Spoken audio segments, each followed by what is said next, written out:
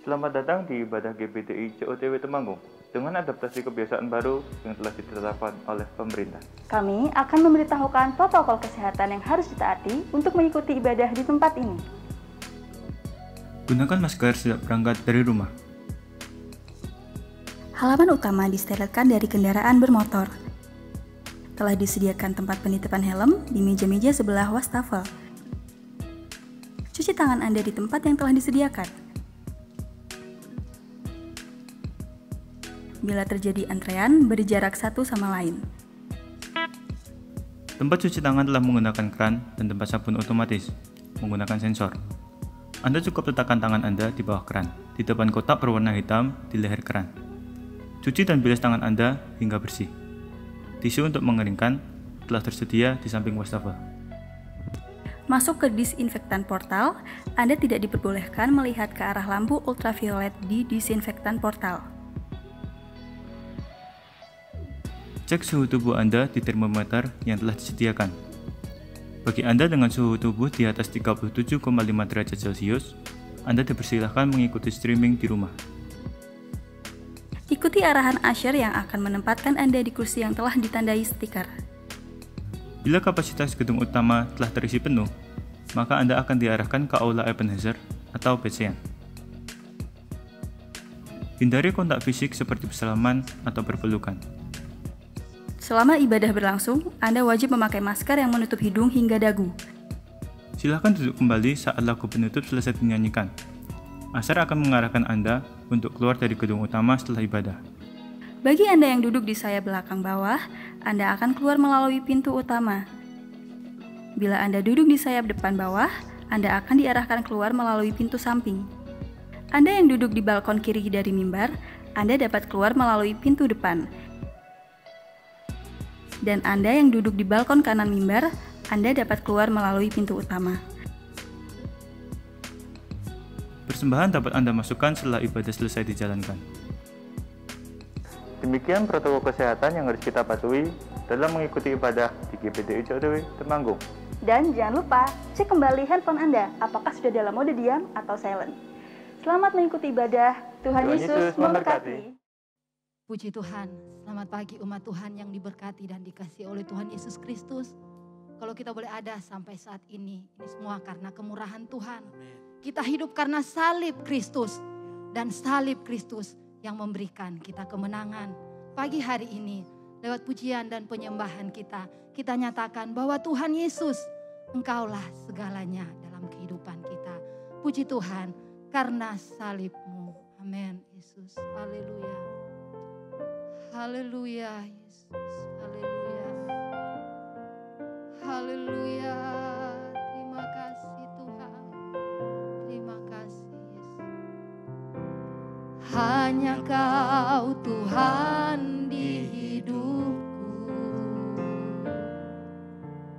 Kau berikan hidup yang baru. Darah-Mu menyucikan, pulihkan hatiku. Ku nyatakan Kaulah segalanya. Engkaulah sumber pengharapan. Kuasa-Mu sanggup menyembuhkan. Jiwaku pun berserah hanya kepadamu, Yesus, Kaulah segalanya. Karena salib-Mu ku hidup, karena salib-Mu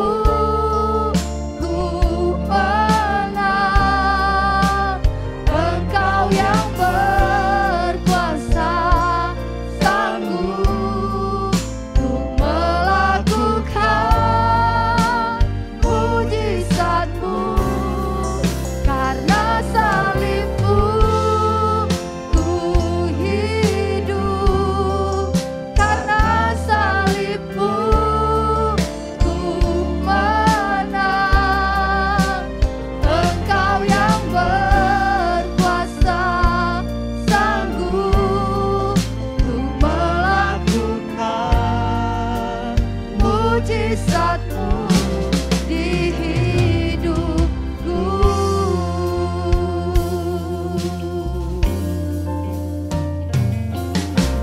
Hanya Kau Tuhan di hidupku, Kau berikan hidup yang baru. Darah-Mu menyucikan, pulihkan hatiku. Ku nyatakan Kaulah segalanya, Engkaulah sumber pengharapan, Engkaulah sumber pengharapan. Kuasa-Mu sanggup menyembuhkan. Jiwaku pun berserah hanya kepadamu, Yesus, Kaulah segalanya. Karena salib-Mu ku hidup, karena salib-Mu ku menang. Engkau yang berkuasa sanggup untuk melakukan mujizat-Mu. Karena salib-Mu ku hidup, karena salib-Mu ku menang. Engkau yang berkuasa sanggup untuk melakukan mujizat-Mu di hidupku.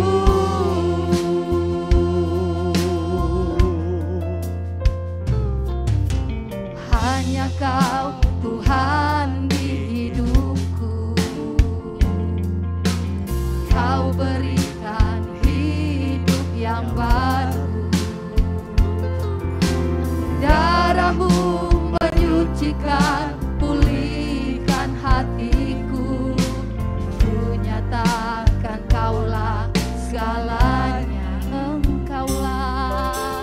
Engkaulah sumber pengharapan. Kuasa-Mu sanggup menyembuhkan. Amin.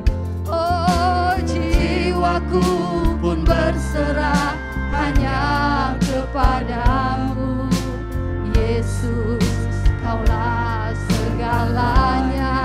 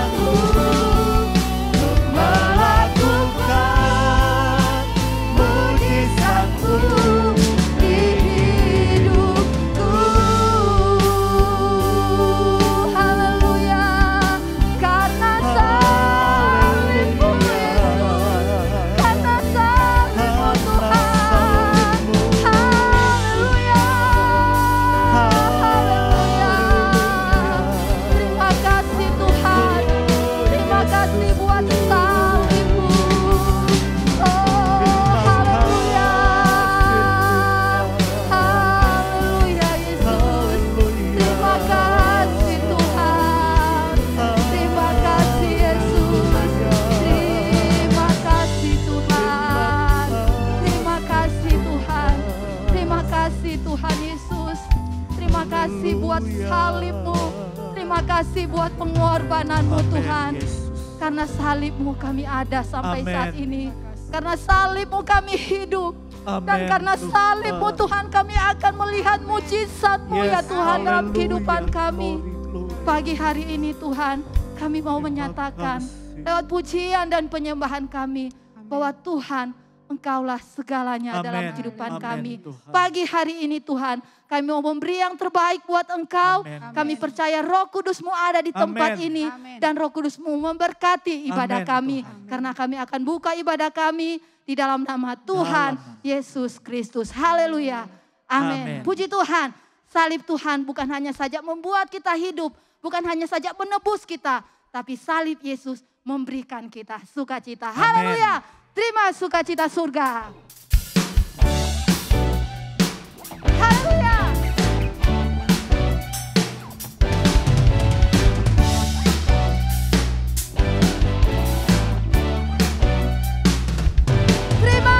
Terima sukacita surga. Itulah kekuatan bagi jiwa. Dapat rasakan kasih-Nya di tengah badai yang bergelora. Hey, terima sukacita surga. Itulah kekuatan bagi jiwa. Dapat saksikan kuasa-Nya, lakukan badai yang bergelora. Haleluya, Kau ada dalam hatiku. Takkan patah semangatku, takkan hilang kekuatanku. Haleluya, ku mau bersorak bagimu. Sukacita surga nyata penuhiku. Haleluya, terima sukacita surga. Sukacita surga memberikan kita kekuatan. Terima sukacita surga. Itulah kekuatan bagi jiwa. Ku dapat rasakan kasih-Nya di tengah badai yang bergelora. Hey! Terima sukacita surga. Itulah kekuatan bagi jiwa. Ku dapat saksikan kuasa-Nya, lakukan badai yang bergelora. Haleluya, Kau ada dalam hatiku. Takkan patah semangatku, takkan hilang kekuatanku. Haleluya, ku mau bersorak bagimu. Sukacita surga nyata penuhiku. Haleluya, oh haleluya, Kau ada dalamku, takkan patah semangatku. Haleluya, takkan hilang kekuatanku. Haleluya, ku mau bersorak bagimu. Sukacita surga nyata penuhiku. Haleluya, terima kasih Tuhan. Kami terima sukacita surga. Hey, terima sukacita surga. Itulah kekuatan bagi jiwa. Ku dapat rasakan kasih-Nya di tengah badai yang bergelora. Terima sukacita surga. Itulah kekuatan bagi jiwa. Dapat saksikan kuasa-Nya, taklukkan badai yang bergelora. Haleluya, Kau ada dalam hatiku. Takkan patah semangat, takkan hilang kekuatanku. Haleluya, ku mau bersorak bagimu. Sukacita surga nyata penuhiku. Oh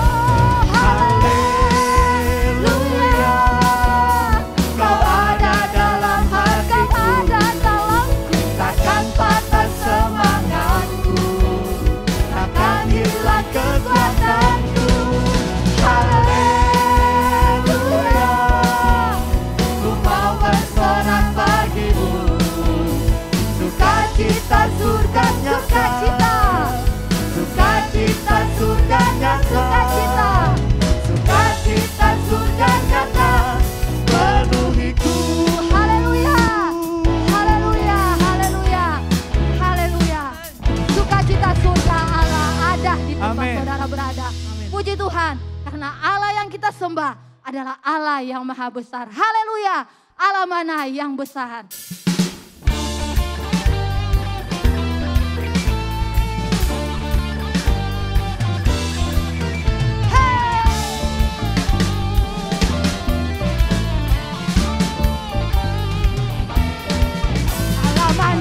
Besar seperti Allah kita, Allah mana yang dahsyat seperti Allah kita.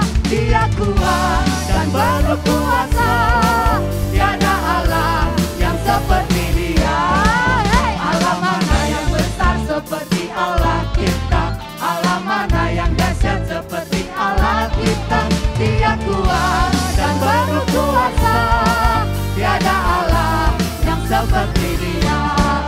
Dia puaskan jiwa yang dahaga dan jirankan dengan sukacita. Bersorak-sorai hai semua orang yang takut akan Tuhan. Haleluya, Allah mana yang besar seperti Allah kita, Allah mana yang dahsyat seperti Allah kita. Dia kuat dan penuh kuasa, tiada Allah yang seperti Dia. Allah mana yang besar seperti Allah kita, Allah mana yang dahsyat seperti Allah kita. Dia kuat dan penuh kuasa, tiada Allah yang seperti Dia. Dia puaskan jiwa yang dahaga dan hilangkan dengan sukacita. Bersorak-sorai hai semua orang yang takut akan Dia. Dia puaskan jiwa yang dahaga dan hilangkan dengan sukacita.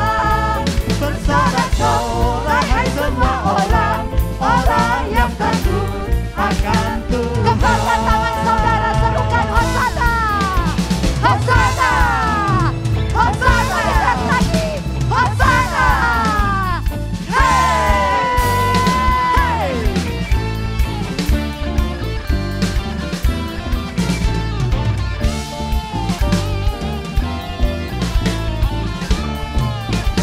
Allah mana yang besar seperti Allah kita, Allah mana yang dahsyat seperti Allah kita. Dia kuat dan penuh kuasa, tiada Allah yang seperti Dia. Allah mana yang besar seperti Allah kita, Allah mana yang dahsyat seperti Allah kita. Dia kuat dan penuh kuasa, tiada Allah yang seperti Dia. Dia puaskan jiwa yang dahaga dan hilangkan dengan sukacita.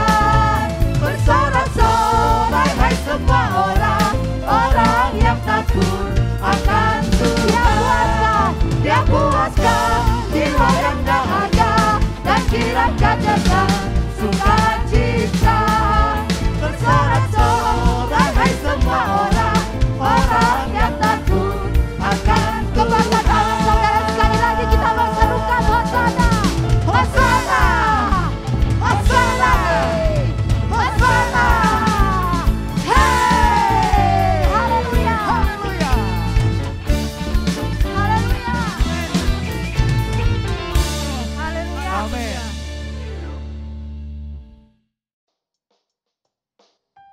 Shalom, salam sejahtera bagi jemaat yang mengikuti ibadah GPDI COTW Temanggung. Mari Bapak Ibu Saudara, kita saksikan dulu informasi dalam COTW News. Jangan lewatkan ibadah spesial kemerdekaan hari Minggu 15 Agustus 2021 di channel YouTube GPDI COTW Temanggung. Salam Merdeka!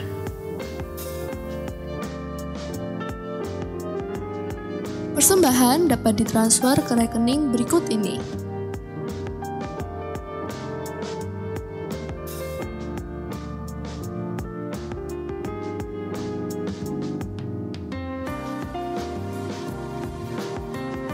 Atau bisa juga melalui QR Danamon. Pokok doa bulan Agustus 2021. usaha pemerintah dalam menanggulangi penyebaran wabah COVID-19 mencapai keberhasilan. Kebutuhan alat-alat kesehatan dan obat-obatan bagi masyarakat yang terpapar virus dapat tercukupi. Anda juga dapat cek ringkasan khotbah dan info lainnya dalam website www.gpdicotwtemanggung.or.id atau kunjungi Warta Jemaat online dalam aplikasi JOTW Family.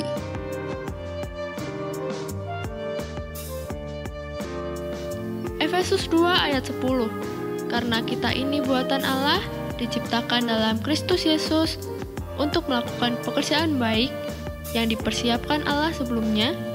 Ia mau supaya kita hidup di dalamnya.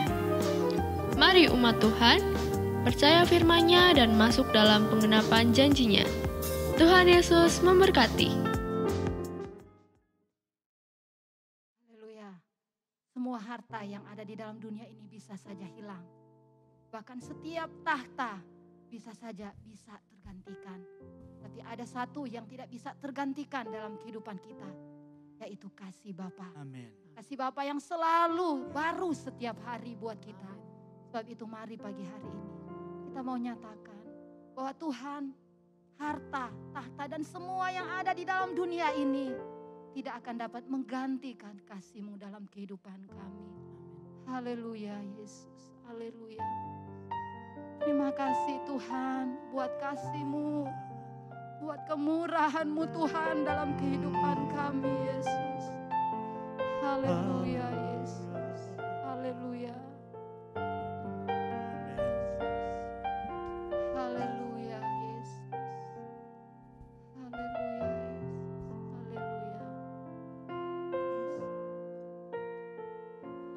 Semua harta di dalam dunia, semua tahta yang dapat tergapai takkan bisa menggantikan kasih Bapa. Semua karya yang telah terlukiskan, semua nada yang telah terdengar takkan bisa menyaingi cinta-Mu. Sampai habis bumi berlalu, sampai siang malam menyatu, kan ku puja dan ku sembah Engkau, ya Bapa-Ku.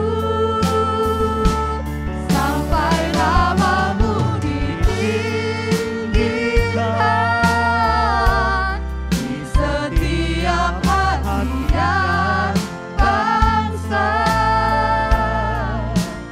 Kasih sayang-Mu dan setia-Mu kan menyertaiku.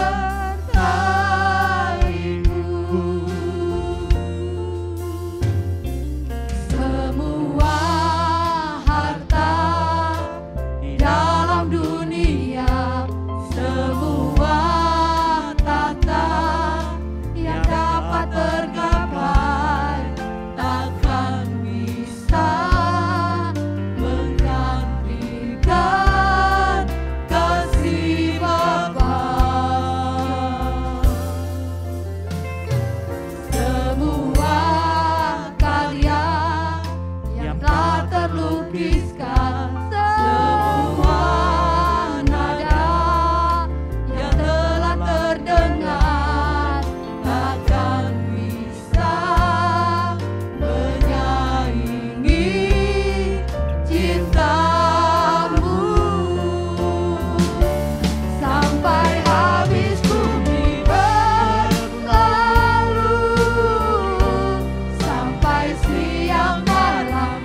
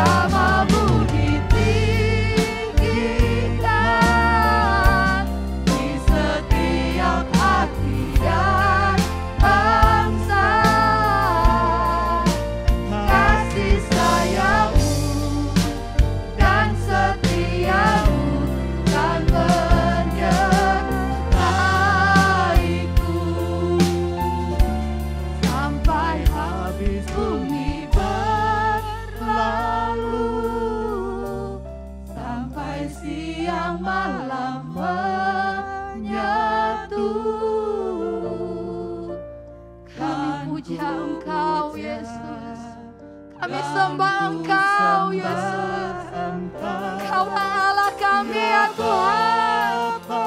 Haleluya. Sampai nama-Mu ditinggikan di setiap hati dan bangsa. Kasih sayang-Mu dan setia-Mu kan menyertaiku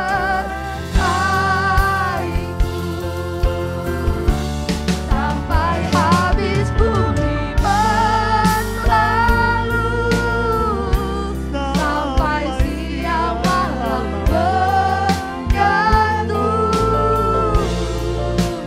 kan ku puja dan ku sembah Engkau ya Bapa-Ku,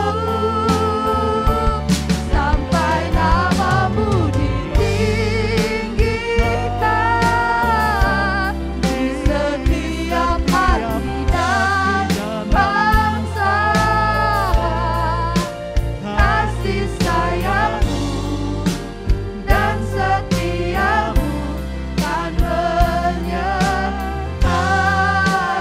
Kasih sayang-Mu, kasih sayang-Mu dan setia-Mu kan menyertai.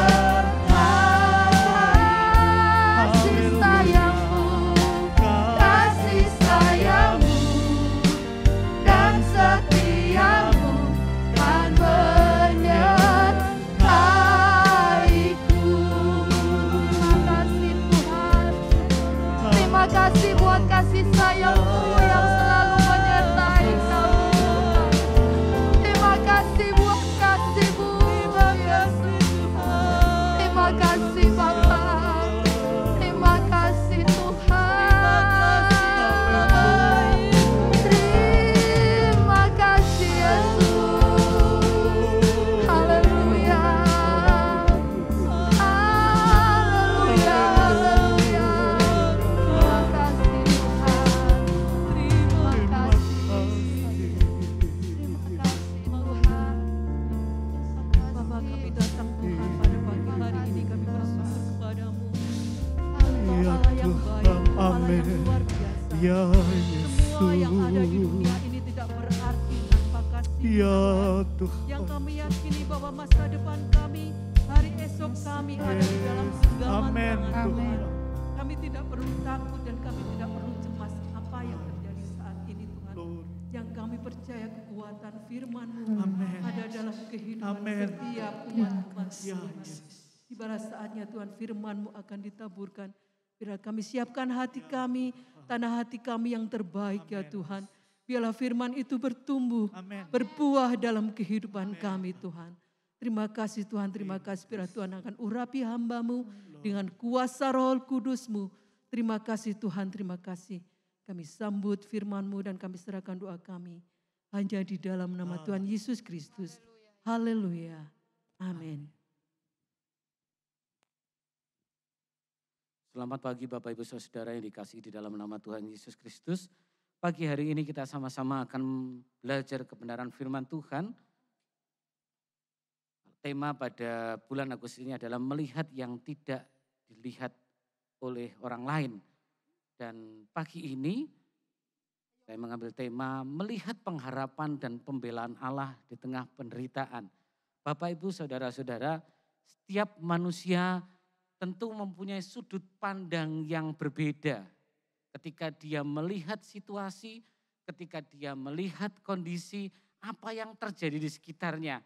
Bagaimana cara kita memandang sebuah masalah, ya jadi bagaimana cara kita memandang sebuah masalah itu akan menentukan respon kita tentang masalah yang kita hadapi, tentang keadaan yang terjadi di sekitar kita. Bapak Ibu Saudara, kalau ketika kita mengendarai mobil, tiba-tiba ada kendaraan lain, mobil lain begitu yang nyalip secara tiba-tiba lalu motong jalan kita, lalu bahasa Jawanya mobil yang di depan kita tuh biayaan enggak karu-karuan begitu saudara. Maka ada dua pandangan. Yang pertama mungkin kita ketika kita menghadapi situasi yang seperti ini, kita bisa marah-marah. Ini supir ugal-ugalan, ini supir kurang ajar, motong sak penake dhewe. Begitu. Tapi ada kedua, kita bisa ngomong, mungkin juga kita ngomong begini. Pandangan yang kedua, kita bisa punya pandangan begini. Mungkin lagi terburu-buru. Mungkin kayak kebelet. Makanya kalau nyetir biaya-biaya karena apa? Saking kebeletnya. Jadi ada dua dan itu akan respon kita. Ketika kita respon dengan santai, kita merespon dengan berkata, oh mungkin dia memang sedang buru-buru. Kita akan tenang, tapi ketika kita marah maka sepanjang perjalanan ketika kita mengendarai mobil, kita juga akan marah. Nah, apa yang bisa membuat kita mempunyai atau melihat, kita mampu melihat apa dengan kemampuan melihat yang baik dan benar. Jadi apa yang dapat membuat kita mampu melihat sebuah keadaan, sebuah kondisi itu dengan baik dan benar. Kenapa saya katakan baik dan benar? Karena apa yang kelihatan baik itu belum tentu benar. Jadi harus baik dan benar. Kita buka sama-sama Efesus 1 ayat ke-18. Efesus 1 ayat 18 saya akan bacakan. Begini bunyi firman Allah, Efesus 1 ayat 18. Dan supaya ia menjadikan mata hatimu terang agar kamu mengerti pengharapan apakah yang terkandung dalam panggilannya, betapa kayanya kemuliaan bagian yang ditentukan bagi orang-orang kudus. Puji Tuhan. Bapak, Ibu, Saudara, untuk kita bisa melihat sebuah keadaan yang baik dengan baik dan benar, maka kita tidak hanya bisa menggunakan mata jasmani kita. Kita tidak bisa hanya menggunakan akal kita. Kita tidak bisa menggunakan hanya pikiran kita. Tetapi kita membutuhkan mata hati yang terang sehingga kita bisa melihat bagaimana kita cara memandang sebuah keadaan itu dengan baik dan benar. Kenapa? Ketika kita melihat dengan mata hati yang terang, seperti Efesus 1 ayat 18, maka kita mampu melihat perkara-perkara Allah di dalamnya. Ketika kita menggunakan mata hati kita yang terang, itu diterangi firman Tuhan, maka kita mampu melihat perkara-perkara Allah. Ada dua perkara Allah dalam Efesus 1 ayat 18 ini. Yang pertama, apa yang kita lihat? Yang pertama adalah pengharapan di dalam panggilannya. Pengharapan di dalam panggilannya. Saudara-saudara, bicara tentang panggilan Allah itu tidak hanya bicara tentang keselamatan. Panggilan itu memang bicara keselamatan, tetapi bukan hanya bicara tentang keselamatan, tetapi bicara tentang panggilan Allah adalah bicara tentang penempatan juga. Di mana saat ini Bapak Ibu Saudara ditempatkan, baik mungkin dalam posisi jabatan pekerjaan itu juga panggilan Allah. Ketika Bapak Ibu Saudara-saudara ditempatkan dalam situasi tertentu, itu juga panggilan Allah. Ketika saudara-saudara ditempatkan dalam kondisi yang kurang baik sekalipun, di sana ada panggilan Allah. Jadi panggilan Allah bukan hanya bicara tentang keselamatan. Ada di mana posisi kita dalam keadaan apapun juga, di sana tetap ada rencana keselamatannya dalam kehidupan kita Bapak Ibu Saudara. Bicara tentang panggilan Allah. Dan Bapak Ibu Saudara yang dikasih Tuhan, hal yang kedua, ketika kita mampu melihat dengan mata hati yang terang, kita bisa melihat perkara-perkara Allah. Bukan hanya bicara tentang bagaimana pengharapan dalam panggilannya, tetapi hal yang kedua, di dalam panggilannya selalu ada pengharapan yang tidak mengecewakan. Amin. Di dalam panggilannya selalu ada pengharapan yang tidak mengecewakan. Saya akan bacakan 1 Petrus 1 ayat 3 dan ayat yang keempat, 1 Petrus 1 ayat 3 yang 4. Terpujilah Allah dan Bapa Tuhan kita Yesus Kristus yang karena rahmat-Nya yang besar telah melahirkan kita kembali oleh kebangkitan Yesus Kristus dari antara orang mati kepada suatu hidup yang penuh dengan pengharapan untuk menerima suatu bagian yang tidak dapat binasa, yang tidak dapat cemar, dan yang tidak dapat layu, yang tersimpan di surga bagi kamu. Ketika kita punya mata hati yang terang, maka kita bisa melihat bahwa di dalam setiap panggilan Tuhan, dalam setiap penempatan Tuhan, dalam posisi, dalam keadaan apapun juga, di sana ada pengharapan. Karena apa? Karena di sana tersedia berkat-berkat surga yang terbaik, yang melimpah dari surga. Ada berkat-berkat yang luar biasa yang sudah Tuhan siapkan. Nah, Bapak Ibu Saudara, pagi hari ini kita mau belajar tentang satu tokoh Alkitab yang luar biasa. Di mana dia bisa melihat dengan mata hati yang terang. Dia bisa melihat dengan mata hati yang terang. Dia melihat dalam kondisi keadaan, dalam persoalan hidupnya. Dia bisa lihat dengan mata hati yang baik. Yang tidak bisa dilihat dengan orang lain. Dan orang itu adalah Ayub. Pagi hari ini kita belajar tentang Ayub. Mungkin kita sering kali belajar tentang Ayub, tapi kita kembali refresh tentang Ayub. Ketika kita dengar Ayub, nama Ayub Bapak Ibu Saudara, maka di pikiran kita yang terlintas begitu ada nama Ayub adalah penderitaan. Ketika kita lihat mendengar nama Ayub, yang terlintas dalam pikiran kita adalah pemulihan. Ya. Ketika kita dengar Ayub, oh penderitaan. Nah, kita mau belajar, yang pertama kita akan belajar, kita sebelum kita lihat Ayub ini seperti apa ketika sampai dia bisa melihat apa yang tidak dilihat oleh orang lain. Kita mau belajar tentang siapa sebenarnya Ayub ini. Hal yang pertama, Ayub itu adalah orang yang saleh dan takut akan Tuhan. Dalam Ayub 1 pasal yang ke-1. Perhatikan Ayub 1 ayat yang ke-1, demikian bunyi firman Tuhan. Ada seorang laki-laki di tanah Uz bernama Ayub. Orang itu saleh dan jujur. Ia takut akan Allah dan menjauhi kejahatan. Fakta pertama tentang Ayub. Ayub adalah orang yang saleh dan takut akan Tuhan. Saleh, jujur, takut akan Tuhan. Ini suami idaman. Saleh, jujur, takut akan Tuhan. Luar biasa. Ini fakta pertama tentang Ayub. Lalu fakta kedua tentang Ayub. Kita akan lihat fakta kedua tentang Ayub Bapak Ibu. Bahwa Ayub adalah orang yang paling kaya di wilayah timur. Ya, kalau saudara baca Ayub 1 ayat yang ketiga, Ayub 1 ayat yang ketiga. Perhatikan Ayub 1 ayat yang ketiga. Ia memiliki 7.000 ekor kambing domba. 3.000 ekor onta, 500 pasang lembu, berarti ada 1.000 ya. 500 keledai betina dan budak-budak dalam jumlah yang sangat besar. Sehingga orang itu adalah yang terkaya dari semua orang di sebelah timur, di wilayah timur.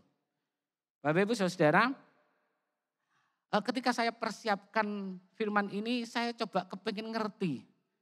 Sebenarnya total kekayaan Ayub itu ada berapa kalau dirupiahkan dalam kondisi sekarang. Ya. Kira-kira Ayub itu punya kekayaan berapa? Ayub punya 7.000 kambing domba. Harga kambing domba saat ini itu dengan kualitas yang terbaik itu 2,5 juta. Yang biasa 1,6, 1,7, sudah yang tengah-tengah 2. Lalu saya coba ambil yang 2 jutaan aja. Kalau dia punya 7.000 kambing domba, kalau satu ekornya harganya 2 juta, maka untuk ternak kambing dombanya saja, Ayub itu punya harta 14 miliar dari kambing dombanya. Lalu unta, Ayub punya 3.000 unta. Bapak Ibu, unta pada zaman dulu bukan hanya dia berfungsi sebagai ternak biasa, tetapi unta itu kalau boleh sekarang itu seperti kendaraan. Dia digunakan sebagai alat transportasi. Dan hanya orang-orang yang berduit yang punya unta. Kalau ngomong berarti Ayub ini punya mobil unta itu. Dan saya coba lihat harga sekarang unta itu berapa harganya. Rupanya harganya cukup fantastis Bapak Ibu. 1 ekor unta itu harganya 33 juta. Itu kualitas saya ngomong yang tengah. Enggak ngomong yang tinggi, tapi yang tengah aja itu 33 juta. Kalau 33 juta dia punya 3.000 unta, maka dari unta dia punya harta 99 miliar. Saya ngomong, Sultan Ayub ini. Ya, ngalah ke Sulan Bintaro. 99 miliar ya untanya. Berarti kan lalu dia punya 500 pasang lembu, sapi lembu. Berarti ada 1.000. Harga sekarang sapi itu kalau saudara mungkin lihat pernah ada sapi yang memang harganya sampai 80 juta satu ekor. Ada yang bahkan sampai 100 juta satu ekor. Saya anggaplah sapi-sapi seperti Indonesia yang kelas biasa itu harganya sekitar 15 juta satu ekornya. Kalau dia punya 1.000 maka dari sapinya dia punya uang 15 miliar. Keledai. Satu keledai harganya sekitar 6 juta. Indonesia tidak menjual keledai. Keledai juga alat transportasi. Tapi saya coba lihat, begitu saya searching, begitu dicoba. Kalau di daerah Timur Tengah keledai itu harganya berapa kalau dirupiahkan? Harganya sekitar 6 juta. Maka dari keledai dikali 500, 6 juta dikali 500 dapat angka 3 miliar. Total kekayaan Ayub adalah 131 miliar hanya dari ternaknya saja. Alkitab berkata dia punya budak yang sangat banyak. Ingat budak itu diperjualbelikan loh Bapak Ibu. Ya, budak itu satu budak saya nggak tahu karena lihat harga budak berapa sampai sekarang nggak ada jual beli budak. Saudara cari di Tokopedia, di Shopee nggak ada jual beli budak. Tetapi saya percaya budak yang sangat banyak itu ada harganya. Belum lagi dari propertinya Ayub. Ayub punya rumah, Ayub punya tanah. Dan saya percaya Ayub bukan hanya nyimpen rumah dan tanah, dia juga punya emas, perak, harta-harta kekayaan lainnya, perhiasan. Itu belum termasuk. Hanya dari ternaknya saja dia punya 131 miliar. Sultan. Itu sebabnya kalau saudara tahu anak-anaknya itu bergiliran di rumahnya masing-masing, berarti tiap anak kan punya rumah satu-satu. Kalau saudara baca Alkitab, mereka mengadakan pesta, makan-makan, minum-minum. Kenapa? Ya memang anak sultan. Memang anak sultan. Karena apa? Orang tuanya sangat kaya sekali. Dan Bapak Ibu, kalau kaya, Ayub ini orang yang sangat kaya. Di wilayah timur Alkitab berkata dia orang yang paling kaya, terkaya. Dia juga orang yang saleh, orang yang jujur, takut akan Tuhan. Saya percaya Ayub ini jadi tokoh masyarakat juga di sana. Dia jadi tokoh masyarakat. Dan saudara-saudara, itu fakta yang ketiga. Tadi kalau fakta yang pertama dia hidup saleh, takut akan Tuhan. Yang kedua dia orang paling kaya. Yang ketiga dia seorang tokoh masyarakat.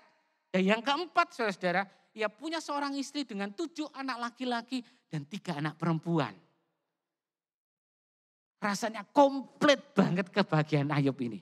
Rasanya luar biasa kebahagiaan Ayub ini. Namun Bapak Ibu Saudara, di balik kesalehan, di balik kekayaan yang dimiliki Ayub, di balik kebahagiaan yang didapatkan Ayub, yang orang lain mungkin melihat Ayub ini luar biasa. Ada satu waktu Ayub mengalami kejadian yang ironis sekali, yang tragis sekali. Orang sering berpikir begini, kalau orang saleh, orang yang takut akan Tuhan, orang yang jujur hidupnya gak akan malang. Kan sering kita dengar begitu. Tetapi Ayub mengalami hal yang tragis di dalam hidupnya. Ada kejadian yang tragis dialami dan kejadian itu terjadi dalam waktu yang bersamaan, Bapak Ibu Saudara. Kejadian seperti apa yang tragis? Yang pertama, dalam sekejap semua harta Ayub lenyap. 131 miliar hilang dalam sekejap. Kalau Bapak Ibu baca Alkitab, orang yang satu baru laporan untanya habis. Berikutnya lapor lagi keledainya habis. Berikutnya baru selesai lapor lagi sapi lembunya habis. Lapor lagi kambing dombanya habis. 131 miliar habis. Saya cuma bayangkan, dalam sekejap Ayub dilapori. Wah Pak, 131 miliar habis melayang. Saya ngomong kalau Ayub enggak stres itu luar biasa. Saudara-saudara, kita jangankan ngomong kehilangan uang 100 miliar. Ketika di dompet kehilangan 100 ribu saja kita akan kebingungan. Kayak mau 100.000 ning dompet ki ono mau saiki kok ora ono ning ndi yo. Awakmu njupuk ndak? Ndak apa? Kamu enggak, aku enggak ngambil. Ki 100.000. Terus kita mulai mikir 100.000 ki mau ning ndi? Akhirnya oh iya yo tak gawe tuku bensin. Loh, itu 100 ribu.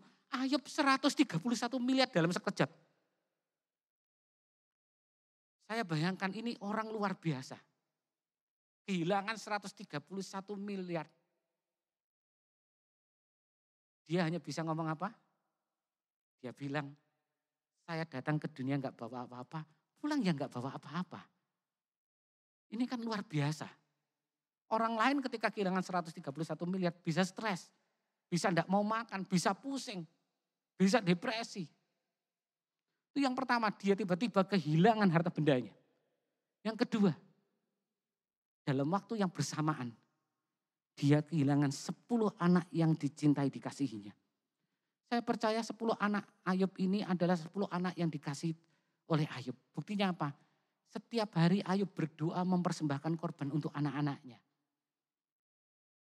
Ini kan bapak yang mengasihi anak-anaknya. Dan dalam waktu yang bersamaan, anak-anaknya 10 anak yang dikasihinya. Ini anak sudah besar loh Bapak Ibu. Bukan masih kecil-kecil loh. Mereka sudah dewasa, sudah besar-besar. Ada 7 anak laki-laki dan 3 anak perempuan. Dalam waktu yang bersamaan meninggal. Dengan tragis. Tertimpa rumah yang roboh. Saudara, ketika kita kehilangan 1 orang yang dikasih saja. Rasa sakitnya itu luar biasa.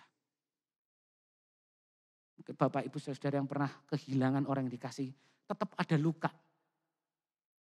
Gak mungkin kita ngomong ketika orang yang kita kasihi dipanggil pulang. Puji Tuhan harus dipanggil pulang, harus bersyukur. Enggak, tetap ada luka. Saya seorang hamba Tuhan ketika ditinggal orang-orang yang dikasih, rasa luka itu ada. Ada rasa duka cita. Bersyukur, iya bersyukur dia lebih senang di surga. Tapi tetap ada rasa luka. Ayub kehilangan bukan cuma 1. 10 sekaligus hilang. Dia cuma bisa, kalau orang Jawa ya bisa ngelus dodo. 10. Tidak berhenti ekonominya porak-poranda. Tidak berhenti bisnisnya hancur. Keluarganya hilang dalam sekejap. Kalau Bapak Ibu Saudara kekayaannya jatuh. Masihkah jadi tokoh yang dihormati di masyarakat? Tentu tidak. Dan bukan cuma itu Bapak Ibu Saudara. Ayub mengalami satu penyakit, yaitu dia kena penyakit barah. Kita lihat dalam Ayub 2 ayat 7 sampai dengan ayat yang ke-8. Kemudian iblis pergi dari hadapan Tuhan lalu ditimpanya Ayub dengan bara yang busuk. Dalam terjemahan lain dikatakan bara yang parah. Dari telapak kakinya sampai ke batu kepalanya. Lalu Ayub mengambil sekeping beling untuk menggaruk-garuk badannya sambil duduk di tengah-tengah abu. Bapak Ibu Saudara, mungkin banyak kita nggak tahu penyakit barah itu seperti apa. Dulu waktu sekolah minggu, kalau guru sekolah minggu cerita tentang Ayub lalu bawa gambar Ayub. Bayangan saya barah itu kena cacar air. Saya pernah berpikir, mono kok gak bertahan. Antara kena cacar air, karena saya juga pernah kena cacar air. Ya gatel tapi ya enggak nemen-nemen. Karena apa? Gambaran kita, di gambar itu Ayub cuma bentol sana, bentol sini, bentol sana, bentol sini. Ternyata tidak seperti itu barah itu. Ketika saya coba belajar barah itu sebenarnya penyakit kayak apa toh? Barah itu adalah penyakit yang disebabkan oleh bakteri. Dan barah ini bisa menimbulkan benjolan-benjolan yang berisi nanah, yang rasanya sakit, yang rasanya gatal, yang rasanya perih, itu barah. Ya, jadi barah itu adalah penyakit yang luar biasa, bukan penyakit sembarangan. Itu sebabnya saudara-saudara ada bisul bengkak dan berbau. Dan saudara, dari bisul bengkak dan berbau ini yang tidak bisa sembuh. Ayub 7 ayat yang kelima, kalau saudara baca Ayub 7 yang kelima dikatakan begini. Berengah dan abu menutupi tubuhku, kulitku menjadi keras lalu pecah. Saudara tahu berengah itu apa? Berengah itu ulat belatung. Saudara kalau baca dalam terjemahan bahasa Jawa itu bagus sekali. Awakku kebak karo set. Kulit kuting perentul. Itu ada di dalam bahasa Jawa kalau saudara lihat di dalam terjemahan bahasa Jawa. Artinya apa? Bahwa luka-lukanya ini karena lama terjadi sampai akhirnya keluar belatung. Saudara tahu belatung? Biasanya kalau di daging busuk itu keluar. Itu berarti tubuhnya ada belatung di situ dan daging-daging dari Ayub ini terkelupas akibat penyakit barah. Ini penyakit tidak main-main Bapak Ibu. Dan zaman itu belum ada obatnya penyakit ini. Dan kalau saudara perhatikan bukan cuma itu, ini fakta tentang barah.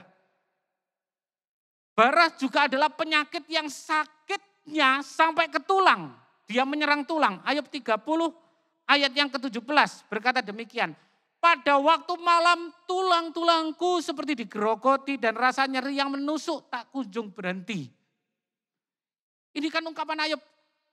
Sudah sampai ke tulang sakitnya. Sudah sampai ke tulang Bapak Ibu Saudara. Dan bukan cuma sampai ke tulang. Ayub 30 ayat yang ke-30 berkata begini. Kulitku menjadi menghitam. Kalau kulit menghitam bisa menghitam itu berarti peredaran darah sudah tidak lancar. Saudara tahu ya kalau peredaran kulit menjadi menghitam. Dan mengelupas dari tubuhku. Tulang-tulangku mering karena demam. Kenapa Ayub berkata demikian? Kalau kita lihat dari sisi kedokteran, dari sisi medis, maka Ayub mengalami infeksi yang berat. Tingkat infeksinya tinggi, tapi tidak mati-mati. Karena apa? Karena Allah berfirman, kamu boleh sentuh tubuhnya, tapi jangan ambil nyawanya kepada iblis. Ini sakit yang luar biasa Bapak Ibu Saudara. Bukan sakit yang sembarangan. Beberapa waktu yang lalu saya pernah digigit serangga. Hari Sabtu ketika saya ngajar saya digigit serangga. Lalu saya cuma olesi minyak kayu putih. Saya pikir sudahlah masak serangga aja. Ternyata bengkak Bapak Ibu Saudara. Dan malamnya saya nggak bisa tidur. Saya demam. Karena digigit serangga. Besok hari Minggu saya ibadah. Kaki saya sudah mulai sulit untuk dia bisa berjalan. Itu saya baru satu luka di sini. Hari Minggu ketika saya tidur, saya sempat dibangunkan istri karena dalam bahasa Jawa nggeruguh. Apa bahasa Indonesianya tapi nggeruguh. Jadi kenapa? Saya demam dan menahan sakit. Hari Senin saya baru ke dokter. Dokter ngomong, waduh Pak ini infeksi Bapak telat. Telat piye baru 3 hari kok telat. Lalu saya dikasih obat, ada paracetamol, ada antibiotik. Dan mulai membaik. Itu butuh pemulihan 1 minggu untuk 1 luka. Dan baru 3 hari baru istilahnya ditangani. Bapak Ibu, zaman dulu tidak ada paracetamol. Zaman itu tidak ada antibiotik. Saudara bisa bayangkan apa yang dialami oleh Ayub. Penderitaan yang bagaimana yang harus dialami oleh Ayub. Itu luar biasa. Itu luar biasa. Dan penyakit Ayub ini bukan penyakit, ketika Ayub mengalami penyakit ini bukan penyakit yang dialami sehari 2 hari, seminggu 2 minggu, atau bulan hitungannya. Saya coba belajar, Ayub itu menderita penyakit barah itu berapa lama tahu sebenarnya? Saudara-saudara, mari kita perhatikan Ayub 42 ayat 16 sampai dengan ayat yang ke-17. Sesudah itu Ayub masih hidup 140 tahun. Sesudah apa? Sesudah dipulihkan. Ini ya, Ayub 42 itu kan bicara tentang Ayub sesudah dipulihkan, dia masih hidup 140 tahun lamanya. Ia melihat anak-anaknya dan cucunya sampai keturunan yang keempat, maka matilah Ayub tua dan lanjut umur. Kalau saudara perhatikan dari sini, berapa sebenarnya Ayub menderita, kita nggak akan tahu. Tetapi dalam Alkitab Septuaginta, di dalam Ayub 42 dengan ayat yang sama, ini terjemahan Septuaginta, kalau bisa ditampilkan, kalau tidak saya akan langsung bacakan saja. Ini terjemahnya begini. Dan Ayub hidup sejak penderitaannya 170 tahun. Dan semua tahun dia hidup adalah 240 tahun. Dan Ayub melihat putra-putranya dan putra-putranya generasi keempat. Dan Ayub meninggal, seorang lelaki tua dan penuh hari. Ingat, di dalam Alkitab terjemahan baru kita melihat bahwa sesudah pemulihan Ayub masih hidup berapa? 140 tahun. Di dalam Septuaginta dikatakan bahwa sejak penderitaannya dimulai, Ayub itu hidup 170 tahun. Maka berapa lama penderitaan Ayub? Tinggal dikurangi 170, dikurangi 140. Ketemu berapa? 30 tahun. Waktu saya lihat ini saya cuma gini, Tuhan, ini orang bisa bertahan dengan penyakit seperti ini 30 tahun. Kita mungkin cuma berpikir, oh Ayub itu cuma sakit 1-2 bulan bertahan aja enggak apa-apa. 30 tahun lamanya Ayub kena barah, dia menderita. Dari tokoh masyarakat, dia menjadi sampah masyarakat. Ingat orang kena barah, maka orang-orang di sekitarnya akan menganggap dia kena kutukan dan tidak boleh tinggal di situ. Dia harus keluar. Namun ada satu yang luar biasa. Ada satu di balik penderitaan yang Ayub alami, ada sesuatu yang luar biasa. Ada sesuatu yang menarik. Yaitu Ayub 19 ayat 25 sampai dengan ayat yang ke-27. Demikian bunyi firman Tuhan. Tetapi aku tahu penebusku hidup dan akhirnya ia akan bangkit di atas debu. Juga sesudah kulit tubuhku sangat rusak, tanpa dagingku pun aku akan melihat Allah. Yang aku sendiri akan melihat memihak kepadaku, mataku sendiri menyaksikannya, menyaksikan Tuhan dan bukan orang lain. Hati sanubariku merana karena rindu. Bapak Ibu Saudara, Ayub 19 ayat 25 sampai dengan ayat yang ke-27 bukan diucapkan Ayub setelah Ayub mengalami pemulihan. Tidak. Ayub 19 ayat 25 itu diucapkan Ayub saat dia bangkrut secara ekonomi. Saat dia kehilangan hartanya. Saat dia secara sosial turun derajat. Saat dia harus kehilangan orang-orang yang dikasihinya. Saat dia harus mengalami penyakit bara selama 30 tahun lamanya. Di tengah perjalanan hidupnya, lagi parah-parahnya, lagi menderita-menderitanya. Ayub mampu berkata, aku tahu penebusku hidup. Waktu saya lihat ini saudara-saudara cuma mikir, ini Ayub luar biasa. Biasanya kita akan ngomong, oh Tuhan itu baik, penebusku hidup. Kenapa? Ketika kita sudah dipulihkan. Tapi saat kita ada di dalam penderitaan, yang ada kan apa? Gerutu. Pasal 19 itu ditulis ketika Ayub mengalami penderitaan berat-beratnya. Dia mampu berkata, aku tahu penebusku hidup. Aku tahu penebusku hidup.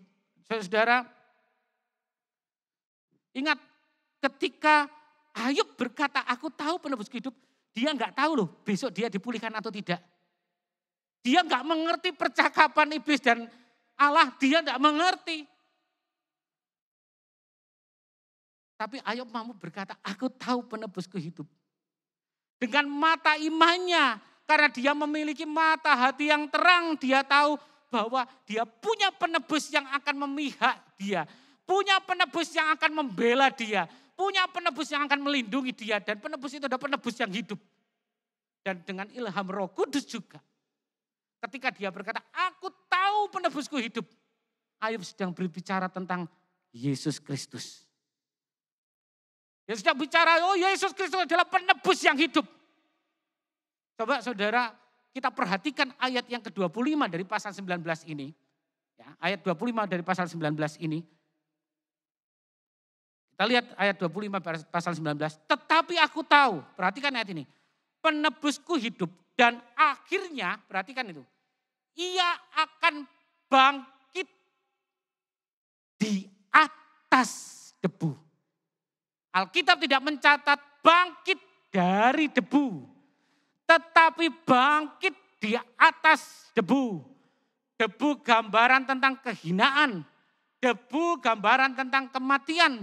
Debu gambaran tentang penderitaan.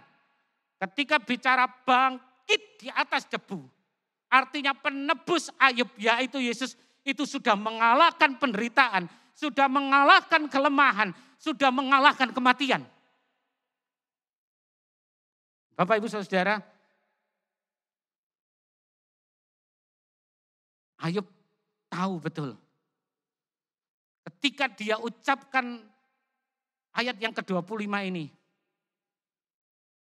Dia tidak berpikir, tadi saya sampaikan dia tidak berpikir bahwa dia akan dipulihkan. Buktinya apa? Perhatikan ayat 26 dan 27. Saya akan bacakan dari terjemahan firman Allah yang hidup. Bisa ditampilkan firman Allah yang hidup? Ya. Saya akan bacakan demikian bunyi firman Tuhan. Dan aku tahu bahwa setelah tubuh ini menjadi busuk, di dalam tubuh ini ataupun tambah tubuh ini. Artinya apa? Kalaupun aku harus mati tanpa tubuh ini, aku akan tetap melihat Allah. Pada saat itulah Allah akan berada di pihakku. Ayub tahu meskipun keadaannya yang demikian, harus mati sekalipun karena dia lihat kondisinya, dia tahu gak mungkin sembuh penyakit bara, sudah parah. Penyakitnya sudah di mana-mana. Firman Tuhan ngomong, teman-temannya tidak kenal. Kenapa? Bentuk tubuhnya berubah karena penyakit ini. Aku sendiri akan melihat Allah. Bukan sebagai pribadi yang asing.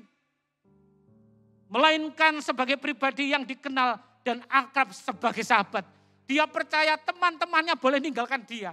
Istrinya boleh ninggalkan dia. Tapi di tengah penderitaan dia boleh berkata, aku punya sahabat seorang penebus yang hidup. Yaitu Tuhan. Dan saudara-saudara, sungguh satu pengharapan yang mulia yang kurindukan.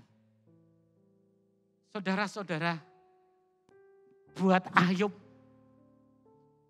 dia enggak pikir masalah pemulihan. Dia enggak tahu bagaimana ke depan. Yang dia paham, dia tahu. Dalam kondisi menderita, dalam kondisi kesakitan, dia tetap berkata, Allah tetap ada di pihakku. Allah tetap akan menolongku. Allah tetap jadi sahabatku. Allah tetap bersama mendampingi dalam kondisi-kondisi terburuk. Kenapa Ayub bisa demikian? Karena Ayub punya mata hati yang terang. Ayub bisa melihat dengan mata hati yang terang sehingga dia melihat tidak seperti yang dilihat istrinya. Ketika istrinya ngomong sama Ayub, Yub sudah kutuki dirimu, mati sana. Istrinya melihat apa yang dialami Ayub, penderitaan, masalah yang dihadapi keluarganya sebagai bentuk ketidaksetiaan Allah. Istrinya melihat itu. Tapi Ayub tidak melihat seperti itu. Ayub melihat bahwa apapun keadaannya, dia tahu dia punya penebus yang hidup. Ayub bisa melihat ke depan tidak seperti yang dilihat oleh teman-temannya. Teman-temannya bisa melihat, lihat ini, Ayub kena kutuk. Dia kena kutuk. Itu sebabnya sekarang dia menderita, karena dia kena kutuk, saudara-saudara. Dan saudara-saudara, namun Ayub melihat bahwa dalam keadaan apapun juga, dia tetap mengasihi Allah. Dalam keadaan apapun juga, dia tetap mengasihi Allah. Dalam keadaan buruk, dia tetap mengasihi Allah. Ketika dia ngomong sama istrinya, perempuan gila kamu. Orang waras kok ini. Apa kita mau terima yang baik saja dari Tuhan? Yang buruk kita gak mau terima. Allah memang gak akan memberikan yang terburuk. Enggak. Tapi dari situ kita bisa melihat bagaimana tulus cintanya Ayub kepada Tuhan. Itu sebabnya dia yakin di pasal 19 ayat 25, aku tahu penebusku hidup. Aku punya pembela. Aku mungkin sedang hancur-hancuran saat ini. Tapi aku tahu ada pembela yang memihak hidupku. Ada penebus yang hidup yang menolong hidupku. Ada penebus yang hidup yang menolong dan memihak. Itu sebabnya kalau saudara perhatikan pasal 19. Judulnya. Ayub yakin Allah memihak dirinya. Saudara-saudara yang dikasih Tuhan. Pagi hari ini. Mungkin keadaan kita sama seperti Ayub. Di tengah situasi pandemik yang sulit ini. Kita nggak tahu kapan pandemik ini akan berakhir. Sudah hampir 1,5 tahun kita alami ini. Di pandemik ini mungkin barangkali ada di antara kita yang kehilangan pekerjaan. Ada di antara kita yang mungkin harus kehilangan pekerjaan sehingga apa? Ekonomi kita jadi kacau, jadi berantakan. Pemasukan enggak ada. Dengan tiba-tiba omset enggak ada. Ada satu teman saya telepon, Pak Pet bantu doa. Sebelum pandemik usahanya luar biasa. Sewa toilet Bapak Ibu. Dia punya toilet portable itu yang luar biasa dan dia beli dengan harga yang mahal. Karena banyak acara-acara di mana-mana. Kalau ada acara di Borobudur, ada acara di Prambanan, ada acara di mana, selalu sewa dia. Kan gak ada toiletnya. Begitu pandemik, siapa yang mau buat acara? Gak ada. Usahanya ambruk Pak Pet. Bantu doa. Bukan hanya satu. Ada banyak orang-orang yang punya ekonomi yang hancur, berantakan. Karena pandemik ini. Atau mungkin bahkan ketika pandemik ini. Kita kehilangan orang-orang yang dikasihi. Karena pandemik ini kita kehilangan mungkin orang tua kita. Bapak kita, ibu kita. Kita kehilangan pasangan hidup kita. Kehilangan suami, kehilangan istri. Kita mungkin kehilangan anak-anak kita. Kita mungkin kehilangan sahabat-sahabat kita. Saya kadang bayangkan nanti ketika gereja ini mulai kebaktian lagi seperti dulu. Kita, si A kok enggak ada ya? Si ini kok enggak ada ya? Ini kok enggak ada ya? Ini enggak ada ya? Sama seperti yang Ayub alami. Atau mungkin bahkan di antara Bapak Ibu Saudara pagi hari ini. Ada yang sedang berjuang menghadapi pandemik.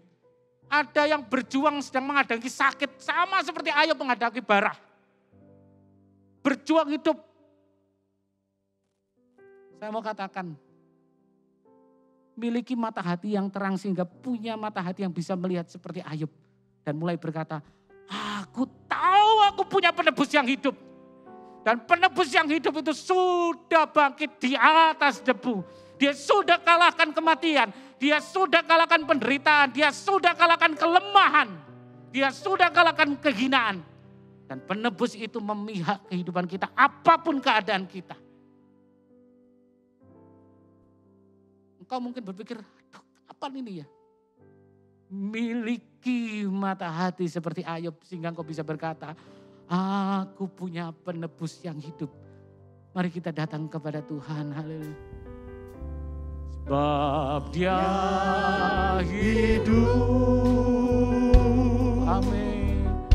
Ada hari esok. Sebab dia hidup. Sebab dia hidup. Haleluya.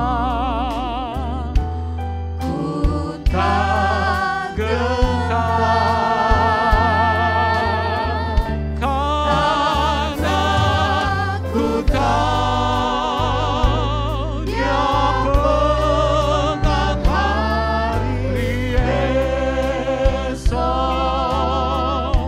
Hidup jadi berarti sebab Yesus. Sebab dia hidup. Amin. Sebab dia hidup. Ada hari esok. Ada hari esok. Sebab dia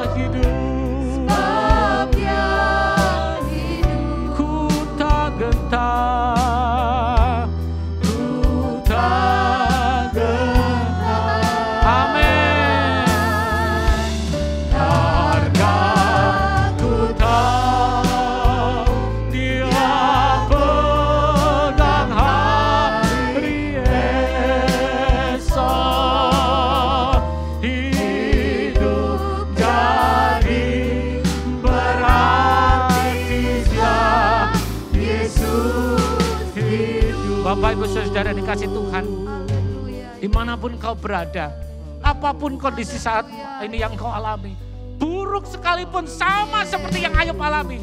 Mungkin kau kehilangan orang-orang yang kau kasih. Engkau mungkin saat ini ekonomimu sedang ada di bawah karena pandemik ini. Ingat, kita punya penebus yang hidup. Amin. Dia yang pegang kehidupan kita. Dia yang pegang kehidupan kita. Dia pegang kehidupan kita. Karena apa? Penebus kita adalah penebus yang sudah mengalahkan maut. Dia penebus yang sudah mengalahkan penderitaan. Dia penebus yang sudah mengalahkan kelemahan. Katakan dengan iman, aku tahu penebusku hidup. Aku tahu penebusku hidup. Aku tahu penebusku hidup. Apapun yang saudara alami. Sebab dia hidup. Amin. Ada hari esok. Ada hari esok. Sebab dia hidup. Ku tak gentar. Ku tak gentar. Amin. Haleluya. Karena ku tahu dia pegang hari esok. Hidup jadi berarti sebab Yesus hidup. Sekali lagi, sebab dia hidup. Sebab dia hidup. Ada hari esok. Sebab dia hidup. Amin Tuhan. Ku tak gentar. Karena ku tahu dia pegang hari esok. Hidup jadi berarti sebab Yesus hidup. Hidup jadi berarti. Hidup jadi berarti sebab Yesus hidup. Hidup jadi berarti sebab Yesus hidup. Bapak Ibu saudara sekalian, pagi hari ini mungkin ada di antara engkau belum melihat perubahannya, engkau belum melihat kesembuhannya, engkau ada di tengah penderitaan seperti Ayub 19, engkau masih alami gejalanya. Ingat, penebusmu hidup. Amin. Penebusmu hidup. Amin. Kejar penebusmu, bukan kejar kesembuhannya. Kejar penebusmu, bukan kejar uang, bukan kejar harta. Kejar penebusmu, melekat dan tinggal di dalam Dia. Karena kita sadar hidup sejati kita adalah ketika kita melekat kepadanya. Dan Tuhan tetap punya rancangan. Dimanapun engkau berada, angkat tangan dengan iman, kejar Dia, sentuh Dia dengan iman. Pagi hari ini jamah Dia dengan iman. Kami sadar penebus kami hidup. Di tengah penderitaan, penebus kami hidup. Di tengah kesusahan kami, penebus kami hidup. Di tengah sakit penyakit kami, penebus kami hidup. Penebus kami telah bangkit dari kematian. Dan kami tinggal di dalam Yesus. Kami aman di dalam Engkau. Apapun jawaban doa bagi kami aman di dalam Engkau. Kami punya keyakinan yang penuh. Dan terima kasih Tuhan, terima kasih. Kami bersyukur Tuhan. Segala sesuatu yang Engkau izinkan kami alami Tuhan, tetap di dalam kendali Tuhan. Tetap di dalam kendali Tuhan. Tidak ada yang mustahil bagi Tuhan. Dan tidak ada yang mustahil juga bagi orang yang percaya kepada Tuhan. Kesembuhan terjadi, damai sejahtera terjadi, kekuatan terjadi bagi kami. Kami boleh melihat mujizat-Mu. Allahnya Ayub adalah Allah kami juga. Allah Abraham, Ishak dan Yakub itulah yang memberkati kami Tuhan. Bahkan di tengah kemustahilan, terima kasih Tuhan. Terima kasih Tuhan. Kami akan mengalami bukan hanya dari kata orang, tapi kami mengalami Kristus sendiri dalam hidup kami. Yesus sudah mati menebus dosa kami. Oleh bilur-bilurnya kami sudah disembuhkan. Bahkan kematiannya membangkitkan pengharapan kami. Apapun yang sudah mati dalam hidup kami, Engkau sanggup bangkitkan. Dan tidak ada yang mustahil bagi Engkau. Terima kasih Tuhan, terima kasih. Terima kasih buat pagi hari ini Tuhan. Kami terima firman-Mu itu dengan iman. Jadilah pada kami seperti firman Allah. Sebab kami adalah hamba-Mu Tuhan. Apa yang gak pernah kami lihat dengan mata. Apa yang gak pernah terbersit dalam pikiran. Apa yang gak pernah terdengar oleh telinga. Engkau sudah sediakan bagi setiap kami. Karena kami mau percaya kepadamu. Terpujilah nama-Mu Tuhan. Mari saudara kita terima berkat dari Tuhan. Tuhan memberkati engkau dan melindungi engkau. Tuhan menyinari engkau dengan wajahnya dan memberi engkau kasih karunia. Bahkan Tuhan menghadapkan wajahnya kepadamu dan memberi engkau shalom, damai sejahtera. Kini saudara-saudaraku sekalian, mari kita jalani hari-hari kita dengan membawa berkat dari Allah Bapa, kasih karunia dan perkenanan karena korban Yesus yang sempurna di kayu salib. Engkau mengalami juga penyertaan kuasa Roh Kudus yang akan membimbing dari iman kepada iman, dari kebenaran pada segala kebenaran, dari satu kemuliaan pada kemuliaan yang lebih besar lagi. Perlindungan kuasa darah Kristus melindungi roh jiwa tubuhmu, alam sadar, alam bawah sadar, alam tidak sadarmu, keluarga serta orang di balik bayangmu. Dari mara bahaya, dari sakit penyakit, niat jahat, kecelakaan, wabah, bencana, kuasa kegelapan, roh jahat. Ataupun dari pelecehan-pelecehan. Kami terima semua berkat ini dalam nama Yesus dan semua yang percaya katakan amin. Puji Tuhan, selamat pagi dan Tuhan berkati.